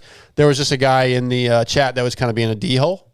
About to you? Yeah, I jumped in there, and he's like, oh, who are you? Why did he announce himself? Basically, I just like, what's up, guys? Like, why do you want, he just wants attention. And then it went to that YouTube video, the Cody Shock one. Did we talk about that on air? I think we did. Yes, we did. He's like, way to whatever he said. And I was like, yeah, I didn't actually choose. I didn't choose that title. And he's like, oh, way to throw everybody. He was just, no matter what I said, he was just being a D-hole. So, yeah. Anyway, I really didn't care. I just was like, oh, listen to this a-hole. Okay. We have 2 emails that came in this week that I thought were worth just asking. And the first one is, what was your first job? I'm not sure. Like, I think my first job was a paper route. Like, really? I did a bunch of things like... Well, hold on. Wow. Bring, bring. Yeah, literally on a bicycle. No bling bling. I was on a GT. Yes. Remember that game? Dude, on Sega Genesis? Oh. Yes, that game was awesome. No, there was no bling bling, no bell on my bike, but I was just riding around on my GT, throwing papers. So we classify your first job as something you got paid as like a paycheck paid to, like, or is it like I used to push the lawnmower around and mow yards? Yeah, that'd be your first job too. I didn't even think about that, but I did the paper route. I did paper route before I did lawn care, so I'll go paper route. My first job was working for my grandmother's cousin, being a bricklayer's helper. Yeah. And toting bricks. And there's like a long story to it that's hilarious, but we don't have time. We actually do. Okay, so real quick, I started working with my cousin, I guess my grandmother's cousin. Second cousin? Second cousin. Third cousin? That doesn't matter. Anyways. To the story. And he was an old man, and I had to live with him when we worked there because I had to get up every morning before the sun with him. So, and I don't remember how old I was. I was like, I don't know, 15. So in the summertime, I was living with him. He had no electricity. He had no running water in this old trailer. We lived by candlelight, and I think we ate a bunch of Spam. No wonder you're so weird. And then hey, so every morning, every morning, candlelight and Spam in there. Jimmy would crack open corn. What? Jimmy crack corn? Yeah, Jimmy crack. And I don't care. I didn't care. But Jimmy would crack open a Coca-Cola. Yeah. He'd take a swig out of it and top it off with bourbon, and it would never empty all day long. It would be a full. Magic? He would just constantly top it up with bourbon until it was. And that was magic. And he couldn't talk right. He was like, "Oh, talking like that," and he would need mud. This explains. Have you ever worked for a bricklayer or anything? I've done concrete work, so I know when you need mud. My uncle did it. And I helped him sometimes. There's mud over here. And I couldn't understand anything he said. It was like living with Boomhauser. You know, talking about Boomhauer. Yeah, whatever. Yeah, exactly. Yep. But it was, You understood him, though. I got to where I could understand him. Yeah. And get the mud over here. And I was running around as a skinny little kid with lasers, and he would just cuss me constantly. And then he charged me for food. When I was living with him. Oh, that's awesome. You're right, Darkside. This explains a lot. Yeah. Why does that one thing explain all of me? Your heritage. I feel like that's you. I don't know why. I'm not that person. Can I tell you that your story made me think of one of my favorite jokes that I totally forgot for the 5 jokes? Absolutely. Man and a kid walk into the woods at night or in the morning, early in the morning. Kid says, "I'm scared. It's dark." And the guy says, "Imagine how scared I am. I got to walk out of here alone." That's pretty good. I like it. That one went over my head. Okay. Moving on. What was your first job, Scotty? So my dad ran his own business, so I worked for him. Technically, my first real job outside of that was, which we ironically talked about earlier, TJ, I was a truck unloader at Lowe's. Ah. That was one of your first real jobs? Yeah, because in high school, I worked for my dad. So my dad was really busy, so I would do a lot of stuff like I would, I guess, I know this kind of sounds funny, but I would like go do all the grocery shopping for our family and like stuff like that. So it was like a weird line between like I kind of got like paid to do some chores and like help him with his business. Okay. Kind of help keep the family going. So second one was, what was the worst injury you've ever had? I feel like I've had what was your first child? Oh, you said paper, yeah, I'm going to go paper route probably, but just keep thinking of the video game and the dog. Oh, yeah. chasing Dude, that game was so. I played the hell out of that game. Worst injury is kind of tough. Like I would have to go with the one that hurt the worst because I've had broken ribs multiple times, punctured lungs multiple times. The one that hurt the worst was my left humerus. That was the. It wasn't very funny. Yeah, it's funny. It's funny. I've never heard that joke ever. It was by far the most painful break I've ever had. So that for me was the worst one until it was set back in place. But then you have some longer one that lasted longer, like ribs or punctured lung, recovering from that or whatever. But yeah, I'm going to go with the humerus. TJ? I spent 4 days in intensive care from a street bike wreck. Had my foot like ripped off. I still have a scar down here where I don't want to see your foot. Yeah, what See that? do you Look at choose? that. It just looks like a white sheet of paper on the camera. So, it's funny because I'm like not white really. I know, but on the camera it was pretty rough. But anyhow, they the camera can't focus. Yeah. It's too much light. It's gonna start glitching. But I got this huge scar where my foot was just hanging from the meat. Ugh, and gross. Yeah. Scotty? Mine it wasn't like the pain instantly, but it's the one that has affected me the most. Is I pinched a nerve between my shoulder blades when I was like 17, 18, and that's almost 15 years ago, and it still affects me to this day. Like every day, like if I think you might even be able to notice on the show, like if I sit in one position a lot and then I move because it just I can't, if I'm standing up and like cooking or working with my hands on a countertop or something like that, or it just constantly gives me pain like daily. So yeah, that one. Mine wasn't that painful because they didn't set the limit on the morphine button. Huh. And so I could push it like 4 or 5 times until I passed out. My wife said I'd wake up and be like, tick, click, click, blah. Out, back out. I'm out. Yeah. I spent like 4 days in intensive care. So Damn. Yeah, that's I've actually been I've gone my whole motor career fairly unscathed, knock on wood. The only thing I've really broken, and it wasn't even diagnosed, was ribs. I just I just know that I just know they were broke. My nose was laid over on my face. Yeah, no. Yeah. Got a few more minutes before we call Broc, so let's get your I know you were going to kind of talk about this in highs and lows, but you got to get back on a bike. I didn't get to get back on a bike. I got to get back on my bike. Look at that joy. Yeah, that was pretty specific. Yeah, it's the happiest I've ever seen. Because I rode somebody else, and I don't like him being happy. I don't like him. I am so. This says more about you than it says about me. I'm so happy for You're you. not though. I am joking. I'm glad you got the ride. So tell us, where'd you ride? How'd it go? So first of all, thanks to TJ and some other friends, my friend Spencer. If it wasn't for them, I never would have happened. They helped me out a lot. TJ did a fantastic job rebuilding the bike. Yeah, it took a lot longer than we anticipated or expected or would have liked, but not my fault. Not his fault. Some of it was mine. Some of it was others. It wasn't really anybody's fault. It was just kind of the circumstance that happened. But yeah, I was back. I went to the first round of the TCCRA. I decided, cross country race here in Texas. Yep. It's our version of like a GNCC or whatever. I did not race. I thought about it. I hadn't really had any seat time, so I made the better judgment to just watch. But I did get to ride about 30 something miles on Saturday, and just had a blast. Fell back in love with riding. It was the perfect scenario to go back into riding. I got to readjust and just have plenty of time on the bike. I wasn't in a pressure situation where I feel like if I had gone to a track that I would have had had expectations or a standard that I was trying to meet. Yeah. But just going out and riding in the woods, there was a lot of pasture turns and just open and just ride with my buddies and being out at the race weekend with my own bike. man, it was awesome. We're finally back. And what's funny, I almost did. We talked about this earlier before the show, but I almost did screw up again.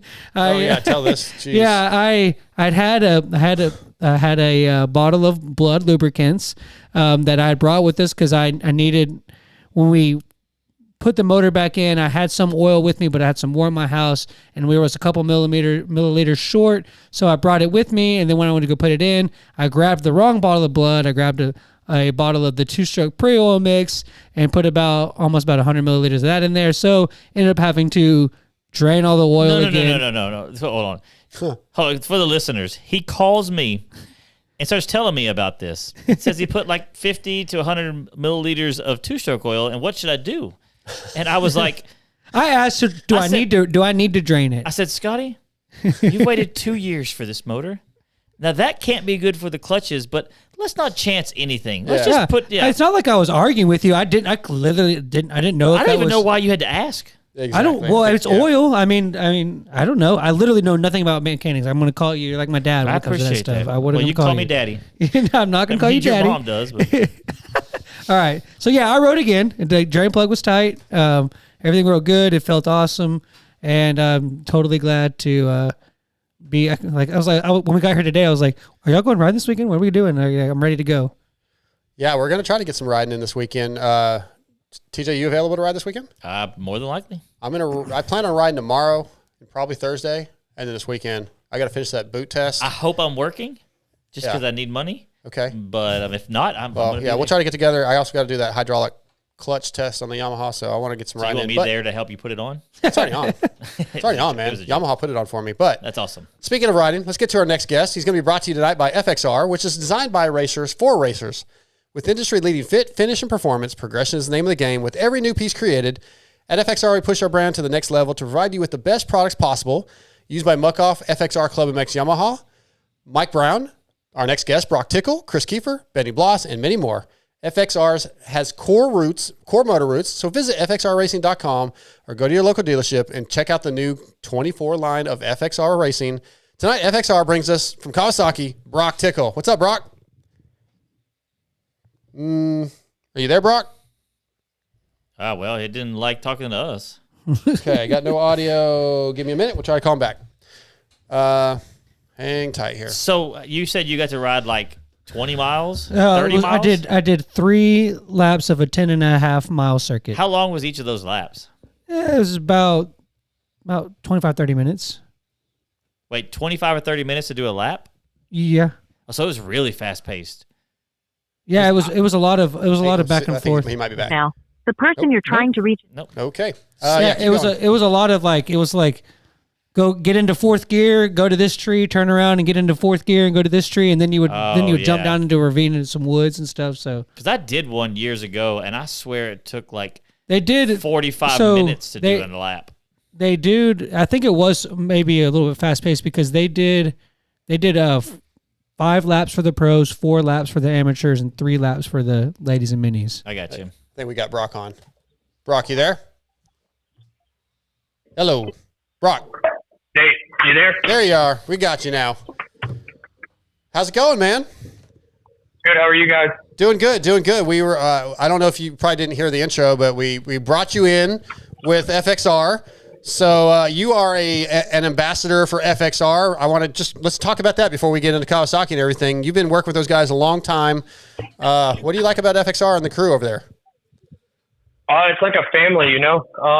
They signed me without even knowing if I was going racing in the beginning. You know, the initial. I didn't really know. I didn't have a good complete plan together to go racing. My return from being suspended. Yeah. And they ended up signing. You know, just knowing that, and then you there? Yeah, you're cutting in and out. Are you at a place where you have good Wi-Fi? Maybe I'll just call you on FaceTime. Yeah, it's at my house, so that's why. Yeah, just call me back on that. Okay, that'll work better. Yeah, we'll call you right back. All right. Bye.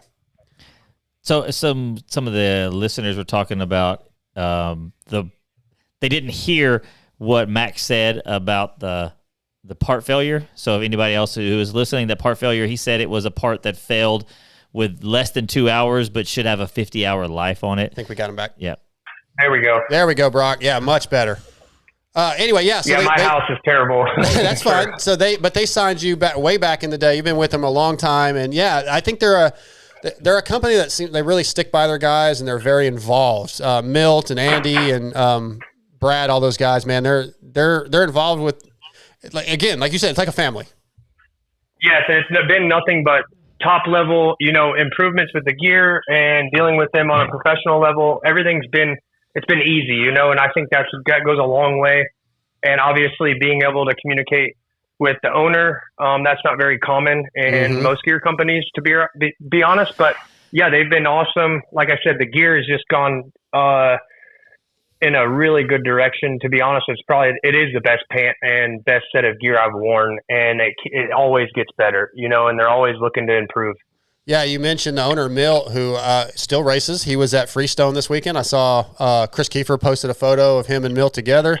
Milt will race Loretta's, and just, he's always out there grinding. So yeah, it's definitely a racing company. Yes, and I'm thankful for them because they supported me throughout this whole, lifestyle change of me from going racing to a test rider to not knowing if I was going racing in the beginning, and they stuck behind me the whole time. And they've been awesome to work with. Yeah, you just mentioned I think your last pro race was in 2021, and you've been with Kawasaki, I believe, since then, and been test rider and working with those guys. And you did a lot of the work developing and testing the new 450, right, for the 24? Yes. So long story short, I basically ended my Supercross. Basically my last professional race to date is May of 21, and then I moved right into Cowie, and then got there and everything went really smooth, and then I got asked to go to Japan to help develop this bike back in 22. And then I've been included in some more production testing. So, for me, it's just been exciting to work with the group and grow with them, and have these opportunities to continue, because that's important. Yeah, that transition from racing professionally to whatever is next is not easy for guys like professional athletes. And I know we've had you on, we've talked about this before, but we have a lot of new listeners. So how was that transition for you? You race your race, I think Salt Lake City 2 in 21, and then you go to work full-time, like a quote-unquote real job. How was that? Was it easy, or did it take a while to adjust? To be honest, 2021 Supercross season was very, very tough on me. I was in a kind of a tough place at home, and the whole season was a fight. Like I literally was excited to go racing, but I seemed to not be able to, get the results I was looking for, to be honest. And it was a fight in 21 for me. It was very hard. And I look back on it now, and for this to fall into place and see where it came, it's pretty surreal, actually, to be honest. Yeah. Didn't you, was that the year where you I feel like you came back in Arlington and then got hurt early and didn't even get to race? That was 2020. So leading up to this, It was kind of, it was kind of, I was challenged a lot, to be honest. Yeah. Between, coming back to racing after being off for 2 years ultimately, and getting on a JGR bike 2 weeks before Tampa, and then that race went well. Like I finished, I thought I did a good job for not racing for 2 years, and I was excited to keep progressing. And then literally first the next race back in Arlington, I got landed on my left hand, and I ended up breaking my hand. So I missed Arlington, and then COVID came, and then I ended up racing for JGR at the 6 or whatever, the round series at Park City or Salt Lake City. Sorry. Yeah. Okay. Yep. Scotty? Yeah, Broc, when you were taking the role as your new position at Kawasaki, was there ever any discussion of maybe perhaps being a fill-in, or if the opportunity arose where they needed a guy? I know that's obviously you haven't done that, but was there any talks or desire to do that on your end? To be honest, at the time of, the last couple of years, I was just feeling out where I was, kind of learning new ropes. And to be honest, I was so busy with Jason and the team the last 2 years with going to every single race and, being on that race schedule. There was no time for really me to focus on myself to be ready to race, to be honest. So that is, it's never it's never been a full on conversation we have, but yeah, it's, I guess as of right now, I am a test rider and not a fill-in rider, you know? Yeah. So what is your like day to day? Like when you wake up Monday morning and you just start your week out, how does it go over your day to day? When we don't have testing, it's pretty slow. And as of recently, I've been riding a lot more. Japan was here in the States, so I did a lot of testing within the last 6 weeks. So my day to day, like during those times, is, you know, find out where we're meeting and what time, and go do my job. And that could be 2 days a week or 4 days a week, depending on what's on the schedule. And then with the team, it's kind of similar. Pretty much the next month or so, I'm probably going to be Tuesday, Thursday every week of riding. So my days otherwise are filled with training, to be honest, you know, cycling or, you know, stuff like that. And then, yeah, just typical, honestly, kind of a typical racer kind of schedule, to be honest, for the most part now. Now that I haven't been to all the races this year. So that's been a change of pace for me. And I think it's been good for me to kind of get some more seat time in and get some more riding in. So that's been fun. When you say testing with like Japan and the actual factory side of the stuff, not the racing side, are you like testing the new bikes and stuff that's going to make it to market, or is it mainly testing factory race parts? No, so all Japanese testing I've done has been for production. So for stuff coming out and stuff that could be available to the public, you know. So we can eventually. So if the bike is good, then you get the credit, and if it's bad, then we can blame you. No, I mean, there's so many people. I mean, to be honest, I mean, it's been cool because it's a lot different than I expected working with, you know, the Japanese. They're unique in the way they work and methodical, but they do everything for a reason. So they have their own reasonings. Obviously, there's a language barrier there for me. So I'm learning the ropes and kind of finding that place there as well. Good thing we have Taka involved. He is Japanese, but he lived in Australia. Now he lives back in Japan. So he's a Japanese guy who speaks fluent English. Yes. Australian. So lucky to have him on board because he can help with the communication and stuff like that for us. So I worked at a company before we did pit bike stuff, and we dealt with a lot of companies in Japan. The guys from Japan would come over, and I noticed some things about the Japanese guys. Like we would have a bike, like we would work on a bike up on a table. They would climb up on the table and squat next to the bike because they're so used to squatting down to do everything. Like it was the weirdest stuff.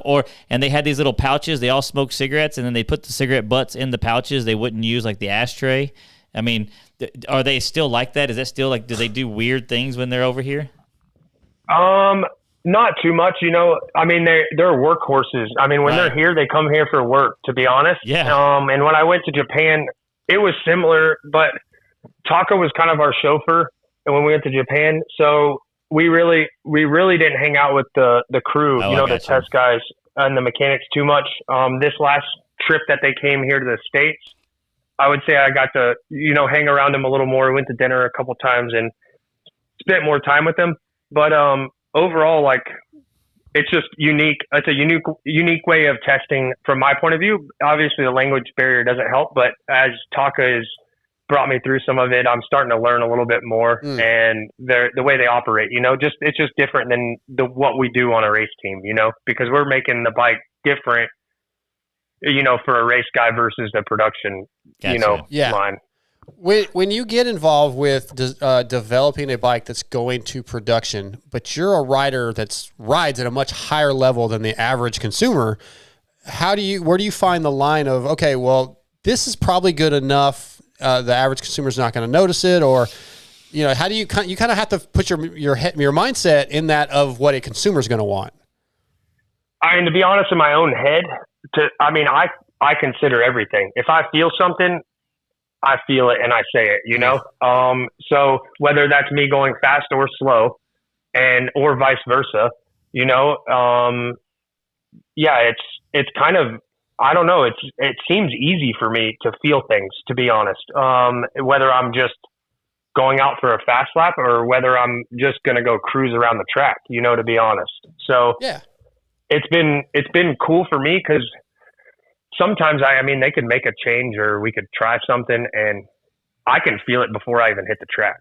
And that's just something I feel, and I can't change that. That's just something I feel. And obviously sometimes it's not worth, chasing that if that's an issue, but I can feel changes, that can make an impact before I even hit the track, riding from the shop to the track, for instance. There's been plenty of times on the team we've been looking for a direction or finding a direction, and I could feel the change from the time I rolled on the track and jumped the first jump. Oh, wow. And I'm not necessarily say it's we hit the ball, we hit a home run by any means, but I can feel those small little changes. So for me, it's been cool trying to understand what causes that and kind of, what's the next step to that, or if it is good or if it's not good, from my point of view. I don't know if you'll answer this or can answer this, but we've heard in the past, and then I've heard a few things with the new Kawasaki, that maybe some things that you guys as testers said, okay, this is what we want, this is what works, but then in production, maybe for cost saving purposes, those things get changed a little bit, and when the bike comes out, it's not exactly what you were wanting. Have you experienced anything like that, or if you can even answer that, or yeah? Well, I can touch on it. There's not, honestly, at the end of the day, I do my job. To be honest, I got to stay in my lane, to be honest. And I'm paid to test the bike and give my feedback. I'm not paid to put something on the bike, for marketing purposes or for, anything else. The only thing my job is to do is tell you what I feel, and that's it. Makes sense. Sure. So it's just about, I think, learning to stay in your lane in that position as well, I think is important. Yeah. Oh, are you there? Broc, you're cutting out a little bit. And even with the team or whatnot, it's the same way. Like, I give my feedback and they take my feedback and use it. And that's how it works, from my point of view. Perfect. Hey, Broc, we have a listener question from Austin Justice. He values your opinion. He paid $9.99 for this. He wants to know, have the tires changed since Broc was racing to now? Seems like tracks today deteriorate more nowadays. What was the question again? Sorry. Have the tires changed since Broc was racing to now? It seems like tracks today deteriorate more. Yeah, so have the tires improved, the production of the tires and the compounds, have they improved much? Yeah, so 100%. From my side, Dunlop is what I've been on pretty much all my career. Mm-hmm. So since 2021, since I've raced, I've been part of Kawasaki as a race team, and there's tire tests that we do, and obviously some of these tires that are available to the factory teams aren't to the public, but production wise, I believe they have improved, because that was actually one of the tests we did in 22 whenever we were testing this new motorcycle. Okay. So, and I picked the new tires, so I guess that answers that question. It does. And I would say that on the Supercross side of things, I would say the tracks are different. Randy Menenga built the tracks for so long. They have a new crew, especially this year. It seems like the way they are developing, and obviously with all the rain we're getting, that's not helping the situation. But it does seem like the tracks have deteriorated more than what they have in the past, to be honest. Yeah. TJ, Randy's the guy that was building the tracks out at South Central here for a while. Yes. Yeah. Yep. Okay. Yeah. I met him. He was a cool dude. Yeah, really cool. Yeah. Yep. Randy built a lot of the test tracks and private tracks in California for a long time. Broc, I want to ask you, man, I don't know, you talk about riding a lot. Obviously you ride a lot, but when was the last time you raced? Do you miss the competition? Are you going to hit some races? Loretta's? I don't know. There's part of me that now that I have a little bit more time to myself that I possibly could want to, I've been thinking about just doing some races for fun. There was, I saw a race that was I think it was like a Verb Classic or something this past weekend in Mesquite, that you have like a partner and you do like an 8-hour and 20-minute race with, partners, I guess. Was that the stuff like that seems, yes, that seems like a really cool, I don't know, it'd be fun to go do something like that, to be honest.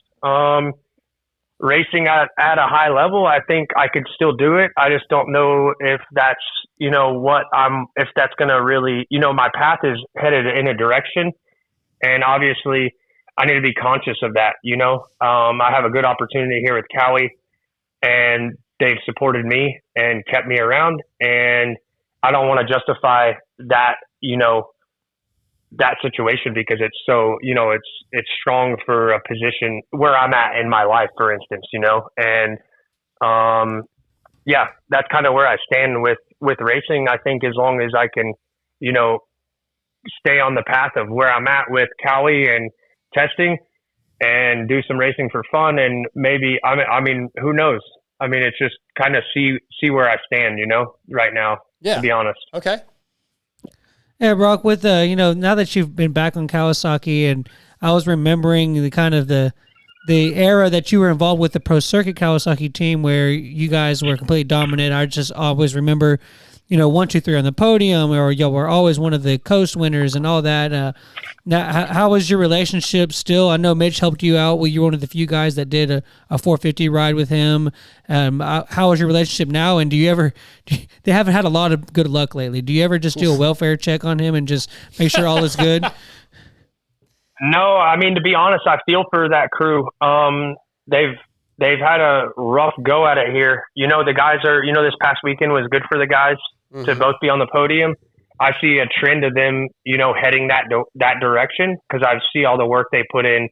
I did ride their bike a couple times last year, and I have rode their bike this year, just a couple times. And to be honest, they've made tremendous gains in the last year and a half, and I think it shows, last summer, the guys were getting good starts and running up front. Joe put in a lot of good performances.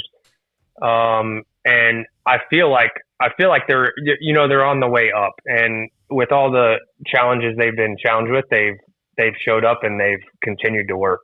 So with that being said, I know what that recipe leads to is, as long as you don't give up.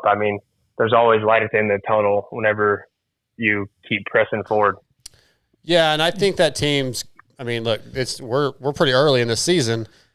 It's still pretty likely that I feel McAdoo's a favorite for championship, and then honestly Levi's a favorite. So this season may turn out really well for them. We're hoping for the best. Seeing Austin go down and Max go down sucked, but and their new 250 is like the base Cowie is a lot better bike than the one before. Right. Broc, you mentioned training earlier, and I know you've worked with like Jason Anderson. I think you guys parted ways from the training side recently, but who else are you working with, or are you just talking about training on your own? I feel like you're still working with a bunch of riders. No, I'm not working with any riders right now. Okay. To be honest, since this year, since I had a little bit, me and Jason split ways with training, still help him a little bit on the riding side of things. And obviously with the bike still. I've gotten some more free time to myself, and I've seen, it's been good for me, because the last 2 years for me were literally wide open. I didn't have much time it wasn't for myself fully. And for me, as of right now, I'm kind of enjoying that and, using that time wisely to try to direct where I'm going to go, next, basically, ultimately. So it's been good change of pace for me. And it's been fun, to be honest, to get more seat time and focus on just riding and testing with the Japanese and with the team, and not worrying about everything else, that is on the table when you are training someone. It's been nice, to be honest. It's a breath of fresh air, and I'm looking forward to speeding back up, obviously. Yeah. But I will say it's been good for my headspace to kind of, I guess ultimately be where I am right now. That's good to hear, man. I like hearing that you're happy. And I know you, when just in passing the last couple of years, you seemed like you were just head down and very focused and very busy. So it's good to know that you get a little time to kind of just take it all in. Before we let you go, I want to ask about the team. Jason Anderson and AC have had, Jason's had a kind of up and down season. AC, I feel like, is just, it hasn't been great. He stays in good spirits, but he has struggled. So as a team, what do you see from those guys? What do you see that's going well? What do you see their ceilings being this season? What are you looking for out of the team? For the whole group, obviously we all want success, and that comes with results. And it's been, like you said, for Jason, it's been up and down. For Adam, it's been, I would say, just kind of up and down over the last couple of years for him, and a big challenge just in general. And to be honest, as a group, we need, I think we all are doing it. We just need to keep pressing forward, like I talked about with the pro circuit group, and don't settle for where we are, and to work together as a group as good as we can to give the riders everything they need and be there for them on the bad nights and be there for them on the good nights, basically. And it's not saying that's not what's happening. It's just part of it. Racing has gotten intense, to be honest. Yes. And the level that those front guys are pushing right now is higher than I've seen in a long time. And it's not easy to do. And I know that firsthand, and I can go ride at the test track and be close to these guys sometimes. And to think that I could, in my own head, I've done this before, like the level that these guys are riding at is gone to another level this year. And with Jet moving up, it's brought in, even more another level. So I think, for everybody, it's about adapting, accepting the challenges, and keep pressing on. That's what I feel from inside me that needs to happen and needs to continue to happen. Yeah, perfect answer. Let's close this thing out. I want to get your best racing memory, non-championship, and your best non-racing memory, just while racing, whether it's a place you got to go and experience something cool. So yeah, what are those? And we'll close this thing out. Well, the second one's pretty easy. I mean, we talk about Japan. That was by far one of the coolest trips I've ever done.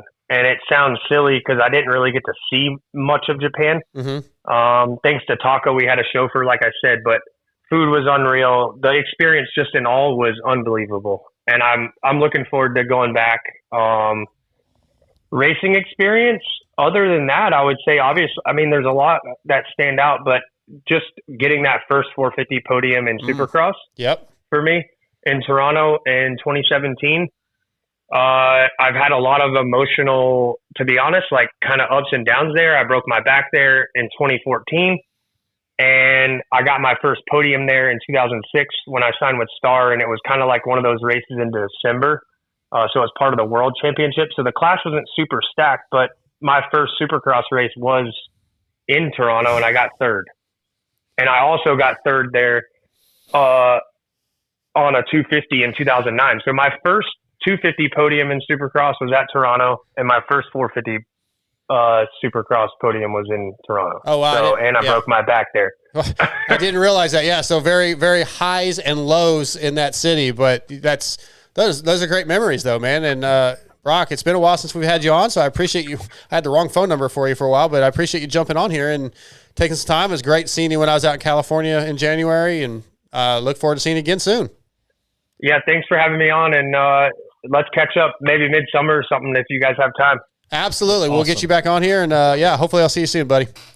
All right, guys. Talk to you guys soon. See you, Broc. Have a good night. You too. Bye. Broc Tickle tonight brought to you by FXR. Yeah, it's been a little while. I tried to get him on a few times. Then when I saw him in California, it's like, oh, yeah, I got a new number.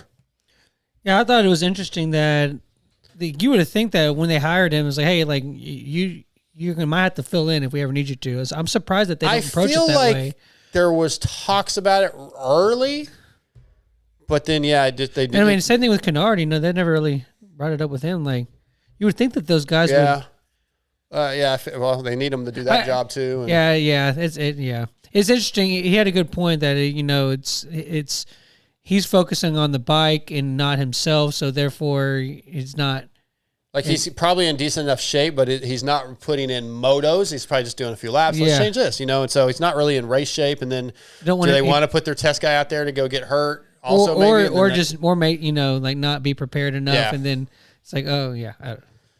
Okay. Image comes into play. We'll get into the ProX highs and lows. We'll do the EVS picks for Indy, and we'll start closing this thing out. ProX is rooted in racing from motocross to off-road and supporting teams such as Ampro Yamaha, Pro Circuit Kawasaki, and SLR Honda. They've been supplying quality components for almost 50 years, from complex jobs like an engine rebuild to simple maintenance, including filters, chains, and sprockets. ProX aims to bridge the gap between OE quality and affordability. Find ProX at your local dealer or visit PROX-USA.com, and search for your parts. I need to actually make a social post. I got all my parts in from ProX. I got sprockets and chains and oil filters for the Yamaha. So, I used ProX recently, and it's good stuff. That should be one of my highs that my parts came in. Yeah. But it's not one of my highs. Who wants to go first? Highs and lows? I can go first. Yeah, Scotty? You already know what my high is. I got to ride my bike. Yeah, Sweet. and being back and riding when my buddy that I rode with a lot, that we were always been the same speed. He started riding like a week before I did again, so that's cool. Lows was Anstie losing the champion or the lead because of the bike malfunction. It seems like, man, I don't know if I'd want to be in the points lead at the East Coast, because it seems like every time you are, something crazy happens. So those would be my, and then maybe just overall another weather race. Like, it's just sure it had an effect. TJ, he got the same low. I just have to do it. Anstie, I didn't think he was going to win the championship anyways, but for it to happen that way, that kind of sucks. Well, yeah, at least let him have a chance, right? Well, and also, I will say this, though. I was talking to a buddy. We were watching the race, and in a way, this is actually kind of good for Anstie. I didn't think he was going to win it anyways. You said that twice. I like Lewis the guy. is That's sending fine. his hitman out for you right now. That's fine. He already has my address because he's been looking for me. But now he doesn't have to go through the emotional distress of losing it outright. Does that make sense? Sure. Okay. Hit the idiot button. But my high is time change, and that's actually a good one. The sun stays up longer, and we get more riding time. Yeah, that's nice. All right, I'll go with my lows first. Not going to Indianapolis because I thought I might be going as I was coming home from Alabama. Got a couple projects with some riders that we kind of scheduled to happen possibly in Indy. But, not going to be able to send me this weekend, so we'll reschedule that. No big deal, but that was kind of a bummer. I started to look forward to going to Indy. I love that city. And then having to reset the computer, did a complete factory reset, downloaded all the software again, got it all going again. That was my low, and now tonight the audio still messed up, so that's even lower low. We're on only the right, once this time. Yeah, we're on the right trend. Yeah. The first time was 4, the second time was 3. But and when this I time do was the only test 2, records, like it runs for 4 hours and nothing happens. I know. So like I put a disclaimer out to the YouTube people that we're working on it. It's not like we're just ignoring it. It's all day yesterday. It's a troubleshooting thing. It could be a mass number of things. So my process high of elimination was dinner Friday night. Went to dinner with Weege and Steve and Lewis and free steak, right? Hansel. Well, that was cool, the free steak. But I'd never been to Ruth's Chris, so I was kind of excited to go. And how does it compare to your Leon's? Honestly, I would go to Leon's first. Really? Ruth's was one of the most tender steaks I'd ever had. Probably the second most tender. Pretty good flavor. Generally, I feel like the flavor at Leon's is better. And that place that I told you about, Marty B's in Fort Worth, still blows Ruth's Chris away. I've never had anything taste as good. And you said you haven't been to St. Elmo's in Indy yet. No, I haven't. Okay. No, I actually forgot about that. But that it was really just the hang. I think we were there for 2.5, 3 hours. It felt like, and it was just a lot of cool conversation, a lot of fun. That was fun, and just the weekend as a whole. I roomed with Lewis. We hung out all weekend. The press box with Steve, and it was just a really fun weekend with friends and camaraderie. I bet Steve didn't have a big pillar in front of his view of the track. No, everybody did. He complained about it. Yeah, it sucked. Oh. I was listening to I always listen to him and Weege and JT do the race recap review, and he mentioned that you may or may not have been expecting certain things. Yeah, that's actually inaccurate, as you can imagine from Steve. But I was like, no, I'll pay for mine. And he goes, oh, I'll get it. And then I went, if you're just listening, I had my hands up in the scales version where I was like, I got to weigh this, an $80 steak, or Steve's going to talk a ton of shit. And he's like, well, yeah, that's going to happen. So you have to choose. And I was like, I'll let you pay for the steak. I'm used to it. So, but it wasn't expected. I was going with like, okay, I do have enough money in my account. I can handle $100 meal if that's what it takes. It was an $80 steak. And do they do that? I don't know because Steve just took the whole bill. So the steak was like, they don't have price on the menus? Yeah, I think it was like $70, but then each side is, but to say they don't come with 2 sides of your choice. No, it wasn't any of that. But overall, as the weekend was my high, and then the MXGPs being back was my other high. How many people were with you? Total at the table? 6. So what do you think the total bill was? Well, Steve's bill for me and Lewis and him was almost $300. Did anybody drink? No, but I was I saying. think they did, yeah. But So not our three, but we. So Yeah. you're looking at $600 Probably to close to- $700. Plus tip, probably Probably a $5.50. grand. Maybe with tip 600. Let's say 600. Sure, why not? I literally bought half a cow for $900. Like not joking. Like me and a buddy split a cow. But it wasn't already cooked and flavored perfectly, and a dinner TJ would have gone eat with y'all and Half brought a of bag it of now. Wendy's in there. Then you have to deal with having a cow, and I don't like animals. So He would have sat I there don't and ate a have the cow. No, I baconator. mean I have half the meat from a cow for $900. well, good for you, A big cow TJ. too, and his meat's so good. And MXGP being back. Geyser should have won. My guy Kai DeWolf did win. So can we touch on something real quick? So we didn't cover that. I just had a question. Is Hurling's and Eli's like career path the same right now? Like I don't Hurling's, think so. like Hurling's could win, but he could also get 8th. Well, it's only round one. I know, but I'm So I don't- that's what I'm asking. So I mean, I'd say as of round one, yes, but I don't believe that's the case. I think he will build and he will get better. And He kinda did that last year. No So- expert. Anybody that knows this Yeah, show yeah. knows I'm not. But listening to Lewis's MXGP pod with Adam Wheeler, he's not that good. He's never that good in Argentina. And by round 3, which is a sand round, he should win. So overall, in the And- points at the end of the year of racing, do you think that they will be around the same spot versus their competition? Does that make sense? Like, will they both be top 3 or will they both be top 5? Will it, what I mean? I would think so. I think Lewis and most people are picking Hurling to win the championship. Okay. If there's no injury. Okay, I haven't listened to the Injuries review yet. aside, because Yeah, he's been very injury prone. Exactly. I'm picking Geyser. Still very early. No way I bet against Prado. Prado's very good right now. God. But he won last year. I know with how- those guys being out. So it's just going to take a while because the tracks change. He's so also much race and- ready too because he's been doing Supercross. Are they doing the points thing like they did last year? Yep. Okay. Yep. Heat race. He wins. He won the qualifier, so he was up on points already. And Yeah. And then I guess I should put the low Lucas Koenen. I still don't know how to say his name. Koonin, I think is how you say it. Koonin. Getting hurt, and he wins the qualifier, gets hurt in the first race, Yeah. Moto 1, race 1, comes back, still hurt, and wins race 2. So I don't know if that's a high or low. I'm not really sure. Yeah. Like what the extent of the injury is, but yeah, that was pretty cool to watch. Yeah. Okay. EVS picks for Indianapolis. I got to put these in a different order.